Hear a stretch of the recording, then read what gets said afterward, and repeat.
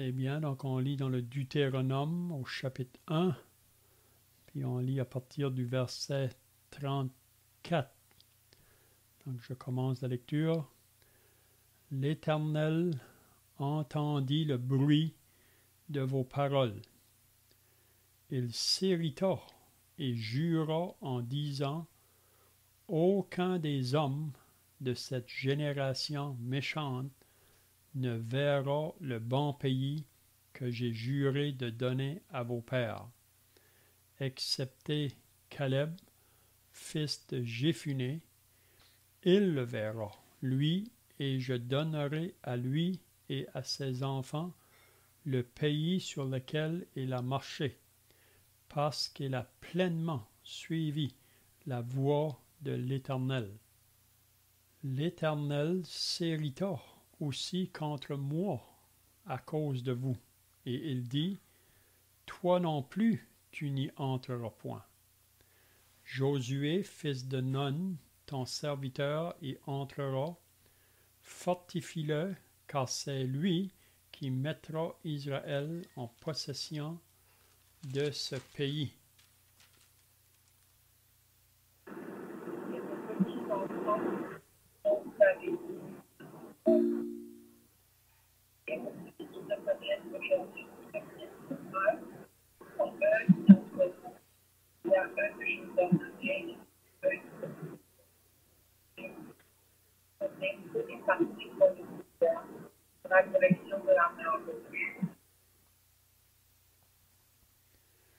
Vous répondîtes en me disant, nous avons péché contre l'Éternel. Nous monterons et nous combattrons comme l'Éternel notre Dieu nous l'a ordonné. Et vous ceignîtes chacune vos armes et vous fîtes le projet téméraire de monter à la montagne. L'Éternel me dit, dis-leur, ne montez pas et ne combattez pas, car je ne suis pas au milieu de vous. Ne vous faites pas battre par vos ennemis.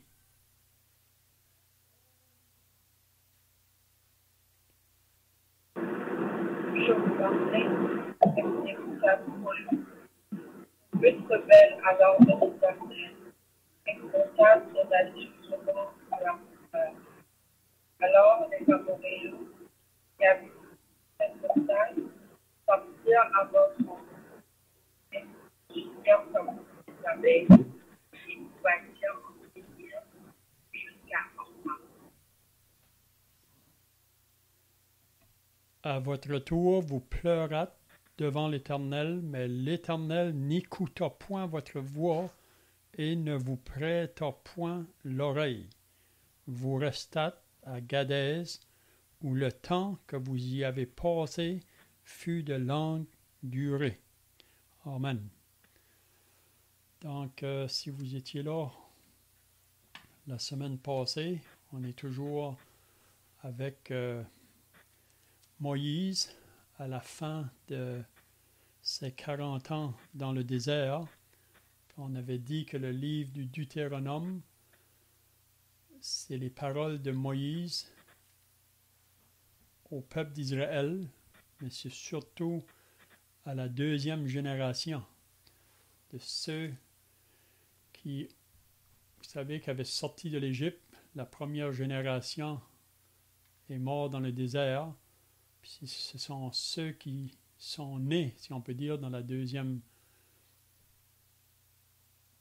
génération. Là, c'est à eux que Moïse dit ces paroles ici dans le livre du Deutéronome. On dit que le Deutéronome veut dire répétition de la loi ou seconde loi. C'est pas que c'est des choses nouvelles. Moïse a dit ces paroles-là à la montagne du Sinaï, comme qu'on avait vu la semaine passée, à la première génération. Mais maintenant, il a dit à cette deuxième génération que eux vont entrer dans le pays de la promesse. Ceux de la première génération ne vont pas entrer. On avait vu la raison pourquoi. C'est parce que ils n'étaient pas obéissants à la parole de l'Éternel. On avait dit que la marche de la foi, c'est qu'on obéit quand Dieu parle. La foi ne demande pas des preuves, parce que la foi croit que ce que Dieu dit est vrai. Donc c'est ça qu'il faut apprendre dans la marche quand nous sommes croyants. C'est une marche par la foi et non pas par la vue. Parce que si nous marchons par la vue, nous n'allons pas avancer. Nous allons rester arrêtés dans la marche chrétienne. Puis on va prendre des décisions qui sont contraires souvent à la pensée de Dieu. Puis cela apporte beaucoup de difficultés dans le chemin. Donc ce matin, où on est rendu dans le livre du Deutéronome, là, ce qu'on a lu concernant le peuple d'Israël, puis on avait vu un peu la semaine passée, là ils sont arrivés, c'est que Moïse rappelle ça à la deuxième génération, ce qui s'est passé avec ceux qui ont sorti de l'Égypte au début, puis qu'ils sont arrivés à l'endroit où ils étaient prêts à entrer dans le pays, un pays de bénédiction, un pays là où le lait et le miel coulent, un pays d'abondance. Donc, ils étaient prêts à entrer. Puis si vous vous rappelez, des personnes sont venues à Moïse, des hommes du peuple, puis ont dit, il faut envoyer des hommes pour voir si c'est vrai ça. Donc, si on lit dans le livre des Nombres, au chapitre 13, là, on voit d'autres détails qui sont mentionnés là, que Moïse ne dit pas ici. Mais ça, ce n'était pas la volonté directive de Dieu. Vous savez, la volonté directive de Dieu, c'est que le pays est devant vous, puis il faut prendre possession. Il faut avancer, il faut entrer. Mais le peuple, parce qu'ils ont des doutes, parce qu'ils sont incrédules, ils ne vont pas avancer sur la parole de Dieu. Ils veulent voir des preuves. Donc, ils vont à Moïse, envoyer des personnes pour voir. Puis Moïse va faire ce que le peuple lui demande. Puis on lit dans Nombres chapitre 13 que c'est Dieu qui dit à Moïse d'envoyer des hommes. Pourquoi? Parce que le peuple demande ça, donc Dieu va permettre que ces hommes-là aillent voir. Puis on avait vu qu'ils ont été, puis quand ils sont arrivés dans le pays, ils étaient 12 hommes, ils ont vu que c'est vrai ça, ce que Dieu nous dit. C'est la vérité. Il y a des grandes bénédictions dans ce pays-là. C'est un pays d'abondance. Donc, ils ont les preuves. Donc là, ils voient. Mais quand ils reviennent vers le peuple pour leur dire ce qu'ils ont vu, même tous ensemble, les 12, ils disent c'est vrai, mais il y en a 10 qui vont dire on ne peut pas aller. On ne peut pas aller. C'est vrai, qu'est-ce que Dieu nous dit, mais on ne peut pas aller. Pourquoi qu'ils disent qu'on ne peut pas aller? Parce qu'ils se confient dans leur propre force, plutôt de se confier dans le Dieu qui est grand, le Dieu qui est puissant, le Dieu qui leur a fait la promesse qu'il allait leur donner ce pays-là, puis le Dieu qui leur avait dit que vous n'aurez pas à combattre, c'est moi qui vais combattre pour vous. Mais même avec tout cela, même avec les preuves, parce que là, ils ont vu, mais ils ne vont pas vouloir avancer. Donc, c'est ça qu'on est rendu ce matin. Donc, parce qu'ils refusent d'avancer, donc qu'est-ce que Moïse dit au verset 34 du chapitre 1 du Deutéronome? L'Éternel entendit le bruit de vos paroles, donc les bruits de murmures, les bruits de plaintes, même qu'il reproche Moïse de les avoir amenés dans le désert. Parce que pour eux, ils disent Dieu nous a amenés ici pour nous faire mourir. Donc ça, c'est tous des doutes qui sont élevés dans leurs pensées d'incrédulité vraiment. Donc, parce qu'ils refusent d'obéir à la voix de Dieu, dans verset 34, ça dit « L'Éternel entendit le bruit de vos paroles, il s'irrita et jura en disant. » Donc, qu'est-ce que Dieu va leur dire? Parce qu'ils refusent d'obéir à la voix de Dieu. Vous savez, Dieu est bien patient, mais à un moment donné, sa patience a des limites. Donc, si le peuple ne veut pas obéir ou écouter, donc Dieu va se retirer.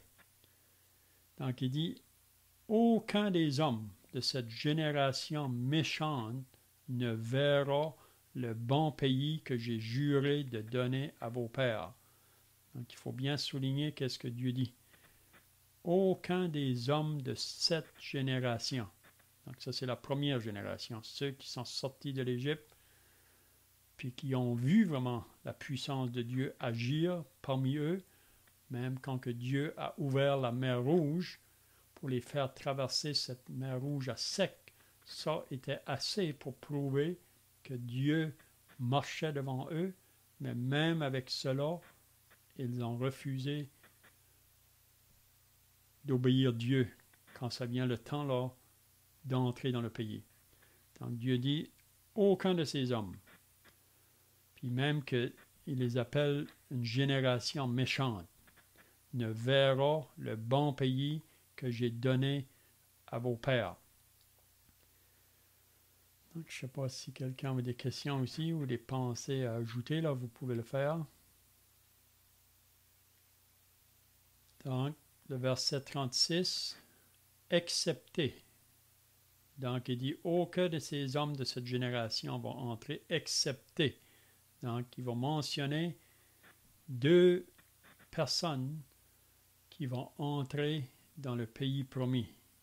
Puis même Moïse lui-même, vous savez, ne va pas entrer. Mais il mentionne premièrement Caleb, fils de Jéphuné, il le verra, lui, et je donnerai à lui et à ses enfants le pays sur lequel il a marché, parce qu'il a pleinement suivi la voie de l'Éternel. Donc Caleb va rentrer, même ses enfants. Ça veut dire qu'il a eu une influence même sur sa famille dans le désert. Vous savez que dans le désert, c'est soit qu'on regarde en avant ou qu'on regarde en arrière. Puis c'est ça que tout le peuple, à part de ces deux hommes-là, Caleb, puis il y a aussi Josué qu'on voit par la suite, là, que eux, dans le désert, leur regard n'était pas en arrière, c'est-à-dire sur l'Égypte. Leur regard était en avant sur les promesses que Dieu leur avait faites. Donc ça va faire toute la différence dans notre marche comme chrétien, parce qu'il faut toujours se rappeler que ces choses qu'on est en train de lire ce matin, qui est arrivé longtemps passé, ces choses-là nous ont été écrites pour nous servir d'instruction à nous qui sommes associés au peuple de Dieu dans la nouvelle alliance. Donc, qu'est-ce qui va faire la différence dans notre marche? C'est où que nos yeux sont tournés. Puis c'est surtout quand ça vient le temps de l'épreuve. Vous savez, Dieu permet l'épreuve dans la vie du croyant, comme qu'il a fait avec ce peuple-là d'Israël, après qu'il les a sortis de l'Égypte, il les a fait passer par le désert. Puis le désert, vraiment, c'est le temps pour l'épreuve. Puis le but de l'épreuve, c'est dans le but d'éprouver le cœur, si réellement on va obéir à la voix de Dieu. Puis quand que l'épreuve arrive, il y a deux choses qu'on peut faire. C'est soit qu'on se soumet à la volonté de Dieu pour cette circonstance qui arrive dans ma vie, en réalisant que si Dieu permet cela, c'est pour mon bien. Parce que toute chose concourt au bien pour ceux qui aiment Dieu. Mais pour moi, c'est seulement ceux qui ont saisi là, que la vie chrétienne, c'est une marche de foi, puis on réalise que toute chose est pour mon bien. Même que si, à la première vue, on penserait que ça va me faire perdre quelque chose. Mais la marche de la foi, on avance. Mais vous vous rappelez que les enfants d'Israël, plutôt d'avancer dans leur regard quand ils arrivaient dans le temps de l'épreuve, si on peut dire, dans le désert, souvent c'était des murmures, c'était des plaintes, puis même qui reprochaient Moïse de les avoir fait sortir de là, de l'Égypte. Puis là, il disait, là, on avait de la nourriture, on avait de l'eau, mais ils ne pensent pas à toute la servitude dans laquelle ils étaient exposés en Égypte. Ils voient, on dirait, le bon côté de l'Égypte, mais ils étaient dans des grandes difficultés en Égypte. Donc, c'est ça qui faisait vraiment qu'ils ne pouvaient pas avancer. Puis ça, murmurer ou se plaindre, ça, Dieu ne peut pas accepter ça. C'est quelque chose vraiment que Dieu, à un moment donné, doit intervenir ou agir. Donc, c'est pour ça qu'on lit que Dieu s'est irrité contre eux autres. Mais Caleb, lui, ses yeux sont hauts. Parce que vous savez, il y a seulement Caleb et Josué parmi les 12 là, qui ont été voir. Quand les 10 veulent décourager les autres, ces deux hommes-là disent on peut entrer. Il faut avancer. Dieu est avec nous. C'est vrai qu'il y a des grands géants, qu'il y a des grandes murailles, mais notre Dieu est plus grand. Si Dieu nous dit d'avancer, il faut avancer.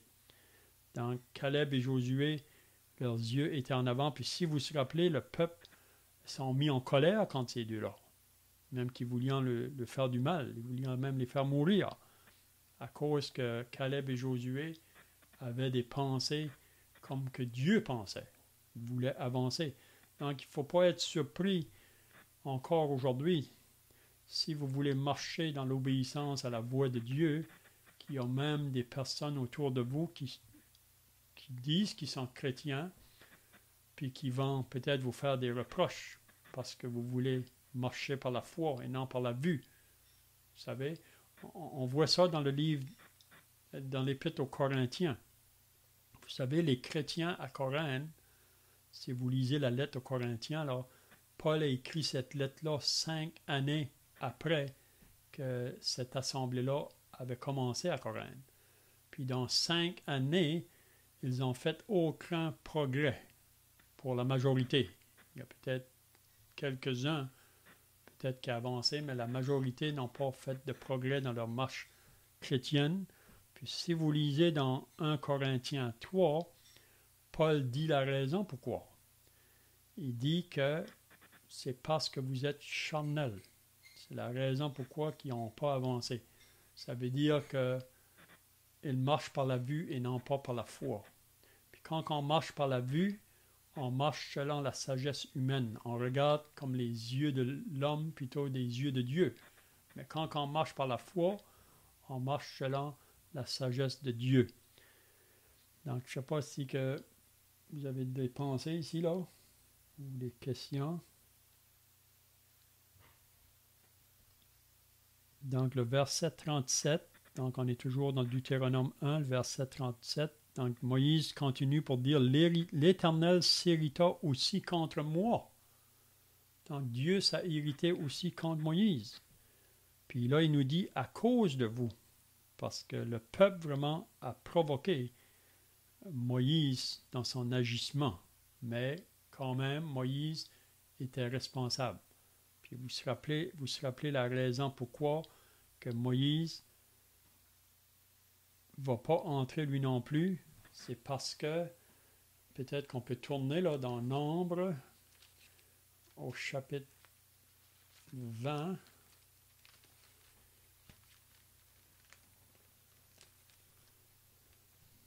Nombre au chapitre 20, c'est quand ils sont arrivés dans un lieu où il n'y avait pas d'eau. Puis ça dit au verset 7 du chapitre 20, l'Éternel parla à Moïse et dit, « Prends la verge et convoque l'assemblée, toi et ton frère Aaron. »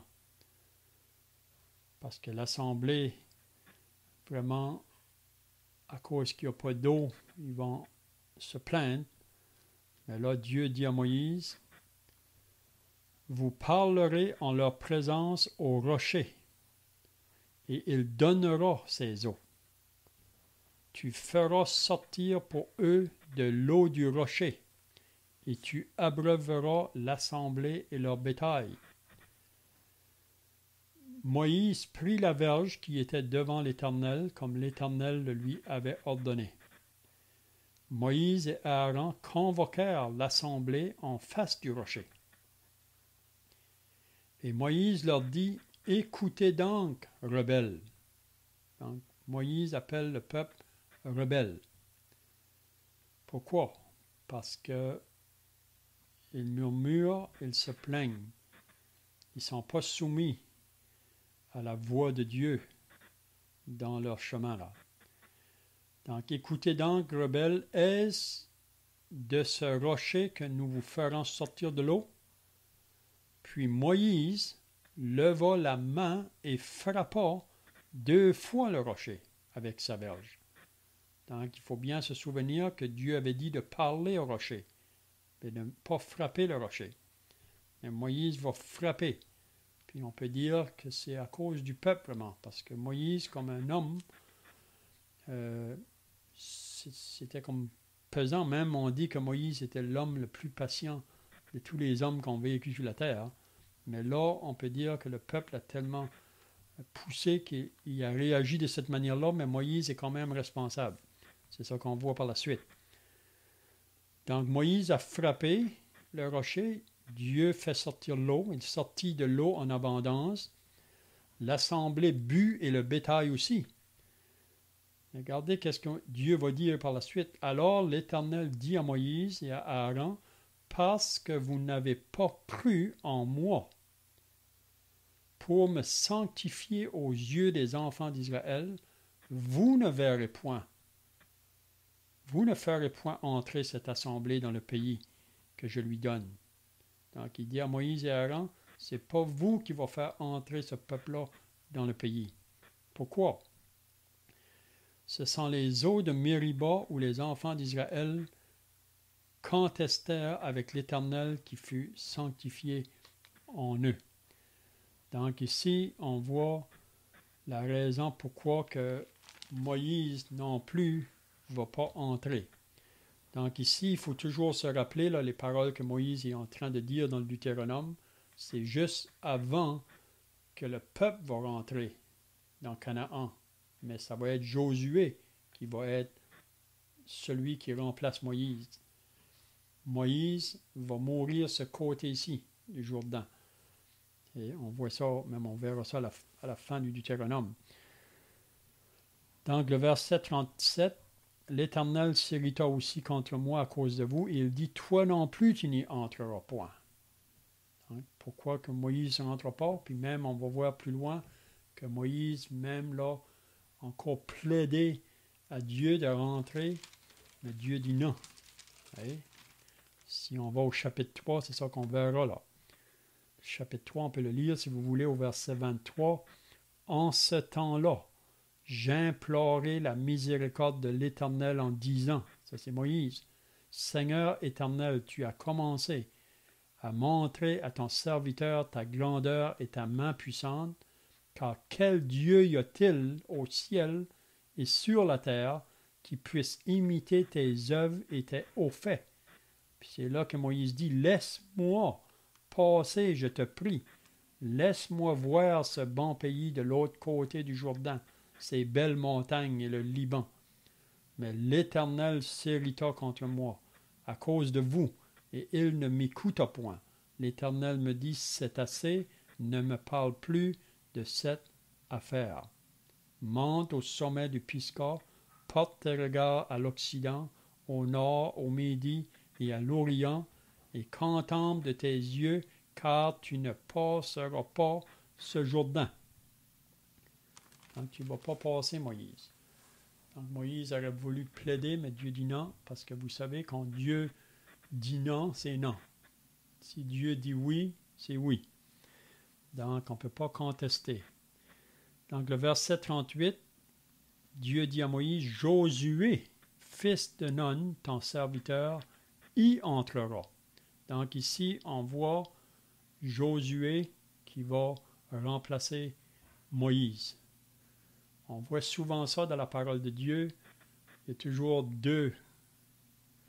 Et on voit ici Moïse et Josué. Si on va plus loin dans le livre de Samuel et des rois, on voit Élie et Élisée. Puis on peut voir la même chose dans le Nouveau Testament quand on regarde Paul et Timothée. Donc on voit que Dieu a toujours quelqu'un pour continuer son œuvre. Si un meurt, il y a toujours quelqu'un qui est préparé pour continuer son œuvre. Donc ici, c'est Josué. Vous savez, Josué était l'homme, si vous vous rappelez, quand que le peuple d'Israël est sorti de l'Égypte, là, quand ils sont arrivés dans le désert au début, quand que Amalek est venu pour faire la guerre à Israël, c'était Josué qui était en bas dans la vallée pour combattre Amalek. Vous vous rappelez de ça? Pendant que Moïse priait sur la montagne. Donc Josué, on le voit à plusieurs endroits, c'était l'homme qui avait ses regards en avant et non pas en arrière. Il ne se laissait pas intimider même par les autres autour de lui. Vous savez, la marche chrétienne, c'est vraiment une marche seule avec Dieu. On avance. Même si les autres ne veulent pas avancer, on avance. Puis parfois, parce qu'on veut avancer, ça nous amène peut-être de la critique ou de l'opposition, ou même la persécution, même des autres qui refusent d'avancer. Mais Josué, fils de Nun, ton serviteur, y entrera, fortifie-le, car c'est lui qui mettra Israël en possession du pays. Donc, c'est lui, Josué. Puis, si vous suivez l'histoire de Josué là, dans la parole de Dieu, c'est vraiment intéressant. Donc, si on va au verset 39 maintenant, à moins que vous avez des questions ici, là, ou d'autres pensées, vous pouvez le faire.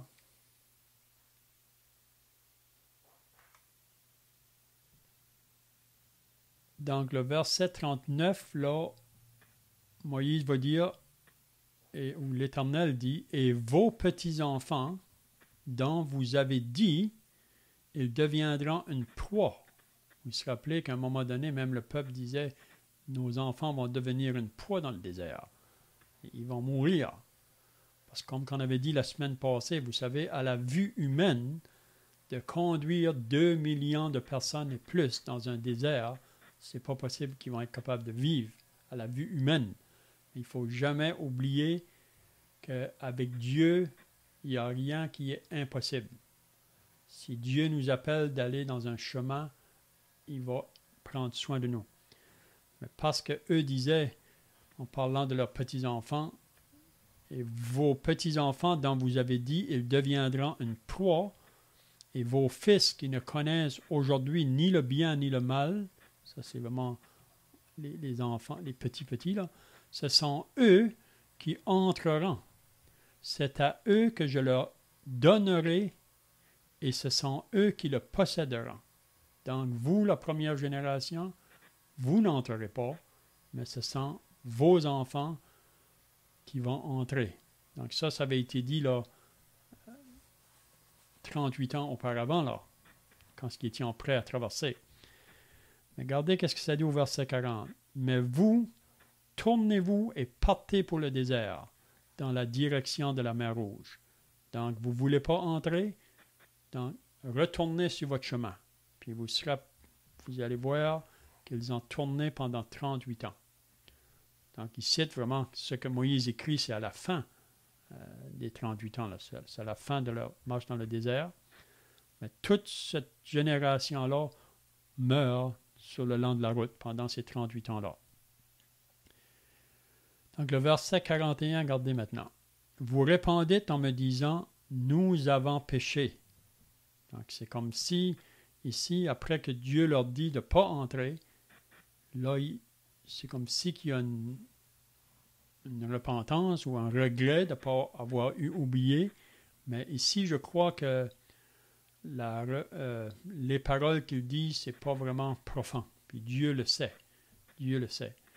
Vous répondez en me disant, nous avons péché contre l'Éternel, nous menterons et nous combattrons. Donc maintenant que Dieu dit, vous n'allez pas entrer, ils veulent aller. C'est souvent comme ça qu'on est souvent. Dieu nous dit d'aller, on ne veut pas aller. Puis quand il nous dit de ne pas aller, on veut aller. Donc c'est ça qui arrive ici. Donc le peuple dit maintenant, on va aller. On va aller. Mais qu'est-ce que Dieu va leur dire? Vous répondez en me disant, nous avons péché contre l'Éternel, nous menterons et nous combattrons comme l'Éternel, notre Dieu, nous l'a ordonné. C'est vrai que Dieu les avait dit, mais ils ont refusé. Et vous saignez chacun vos armes et vous faites le projet téméraire de monter à la montagne. Donc là, ils décident par eux-mêmes.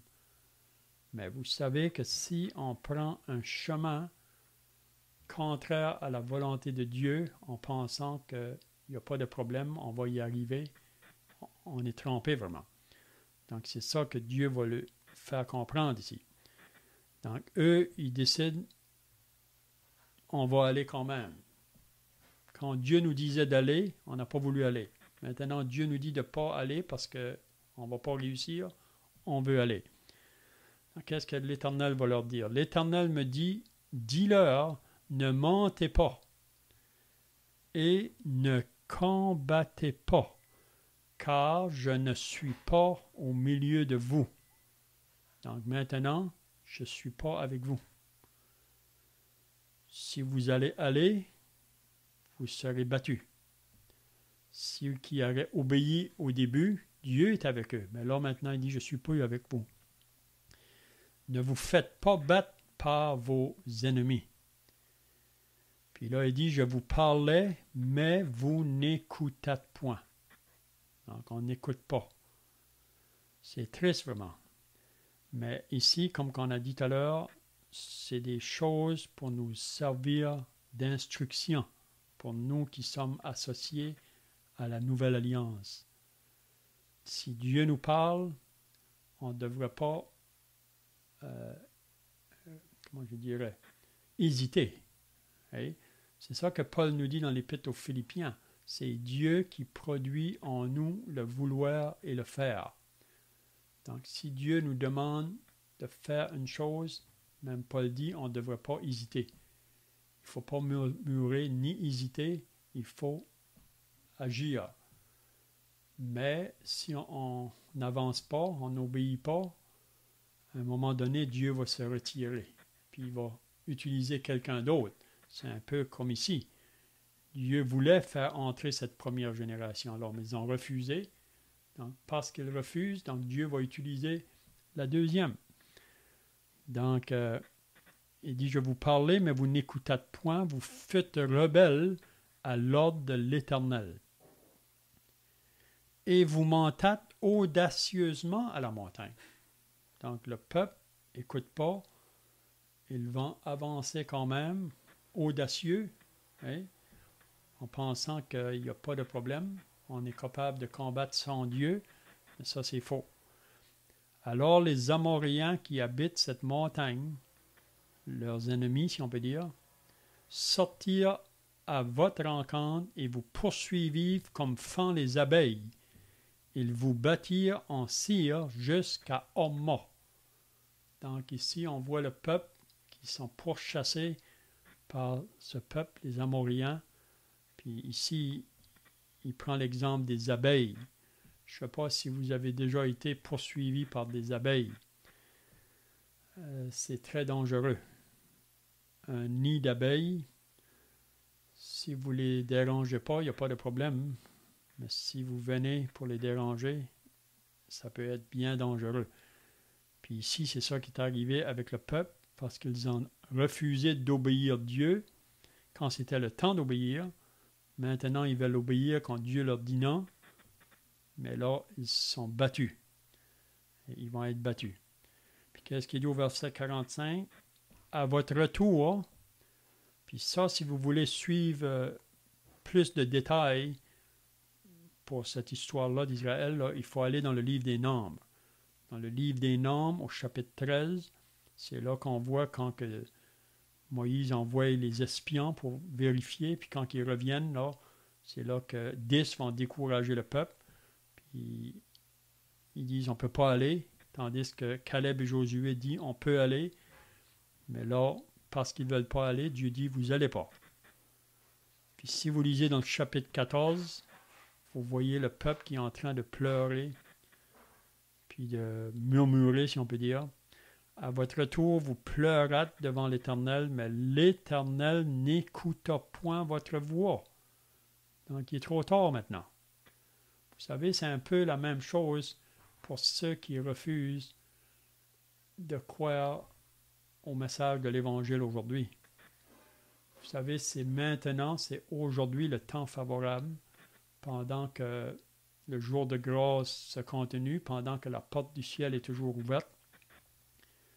Donc Dieu dit, il faut entrer maintenant, mais si l'homme refuse, l'homme remet à plus tard, ou l'homme néglige, en pensant que plus tard, mais parfois plus tard, c'est trop tard. C'est trop tard. Puis il ne faut pas penser que après qu'il est trop tard, qu'on va avoir une deuxième chance. C'est ça qui est la pensée aujourd'hui de beaucoup de monde, même les religions de ce monde, c'est comme il y a une deuxième chance. Ça, c'est faux. C'est faux. Quand Jésus a parlé concernant le riche et le pauvre pendant leur vivant, à leur mort et au-delà de la mort, vous savez, le riche et le pauvre ont eu une destinée complètement différente. Le riche s'est levé l'autre bord dans les tourments, dans les flammes, tandis que Lazare, lui, était dans le sang d'Abraham, dans le bonheur éternel. Puis Abraham a dit à l'homme riche, vous vous rappelez que l'homme riche a prié, mais Abraham lui a dit, on ne peut plus maintenant changer de place. C'est pendant notre vivant, quand que Dieu nous parlait, qu'on aurait dû se repentir, puis de croire. Donc, c'est un peu la même chose. Il y a des pleurs, mais il est trop tard. À votre retour, vous pleurâtes devant l'Éternel, mais l'Éternel n'écouta point votre voix et ne vous prêta point l'oreille. Donc, c'est trop tard. La patience de Dieu a été épuisée. Dieu s'est retiré. Hein? Donc, qu'est-ce qu'il dit au verset 46 maintenant? On va terminer là. Vous restâtes à Gadès, où le temps que vous y avez passé fut de longue durée. Donc, ils ont resté vraiment ce côté-ci du Jourdain. Puis on pourrait penser que même à ce moment ici, quand que Dieu refuse, même devant leurs pleurs, de répondre à leurs pleurs, là, c'est là probablement qu'il y a eu des regrets, mais il était trop tard. Trop tard. Puis ils ont retourné vers la mer Rouge. Ils ont parcouru le désert pour 38 ans. Puis si vous lisez dans le livre des Nombres, c'est là que toute cette génération-là sont morts dans le désert. Donc, la semaine prochaine, on pourra continuer au chapitre 2, mais le chapitre 2 et 3, il nous dit plus qu'est-ce qui s'est passé avec le peuple après qu'il retourne dans le désert, là, pendant les 38 ans. Puis quand on arrive à la fin du chapitre 3, c'est là que Moïse va continuer après ça à parler à la deuxième génération dans le chapitre 4. Donc peut-être qu'on regardera un peu ici et là dans le chapitre 2 et 3. Vraiment, il y a quand même des pensées qu'on va trouver là. Mais c'est surtout dans leurs 38 ans dans le désert, ils ont eu à combattre là, les ennemis encore là, mais la plupart vont mourir là, de cette première génération. C'est bien, donc je ne sais pas s'il y a des questions ou des pensées ajoutées là, sinon on va terminer par la prière, puis on pourrait chanter un cantique pour finir. Eh bien, nous allons prier. Notre Dieu et notre Père, nous voulons encore nous approcher devant ta présence ce matin. nous réalisons que ta parole nous a été donnée pour nous servir d'instruction. Et comme Paul pouvait dire à Timothée que toute écriture est inspirée de Dieu pour enseigner, pour convaincre, pour corriger, pour instruire, afin que l'homme de Dieu soit accompli à toute bonne œuvre. Donc notre Dieu, ce matin, nous voulons te prier que tu nous aides dans notre marche comme croyants à avoir nos yeux en haut et à marcher dans une marche par la foi et non pas par la vue. Parce que ça nous dit dans l'Épître aux Hébreux qu'il est impossible d'être agréable à Dieu sans la foi. Donc nous voulons prier que tu nous aides. Nous confessons que nous manquons tous. Mais notre Dieu, nous savons que si nous manquons, c'est nous qui va être perdants. Donc on prie que tu bénisses chacun qui était présent ce matin. Bénis ta parole à nos cœurs et même on te prie pour l'étude de ce soir que tu vas préparer chacun à entendre encore la voix de Dieu. Donc nous remettons cette lecture devant toi au nom du Seigneur Jésus. Amen.